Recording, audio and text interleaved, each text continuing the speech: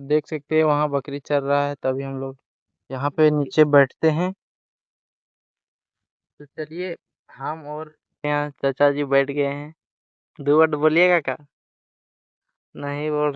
तो hey guys, अस्सलाम वालेकुम। मेरा नाम है अहमद रज़ा। तो मैं कम बैक आ गया हूँ फिर से वीडियो बनाने के लिए। तो आप लोग प्लीज़ पहले जैसा सपोर्ट दिखाइए, क्योंकि मेरा कुछ प्रॉब्लम था, इसलिए मैं वीडियो नहीं बना पा रहा था। तो डेली की तरह आज भी हम तुम भी जाएगा गोलू?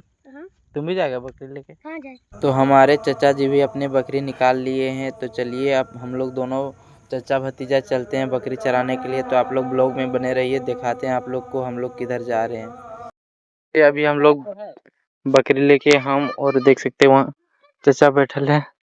हम लोग काफ़ी दूर आ चुके हैं बकरी लेके। तो चलिए, तो पॉलिटेक्निक कॉलेज भी देख सकते हैं यहाँ से। पॉलिटेक्निक कॉलेज वहाँ पे है और हम यहाँ पे से बात करेंगे। तो चलिए, हम और देख सकते हैं यहाँ चाचा जी बैठ गए हैं। 2 वर्ड बोलिएगा क्या? नहीं बोल रहे हैं। तो उनको छोड़ दीजिए, हमसे बात कीजिए। इतना दिनों से इतना बकरी चर रहा है, नहर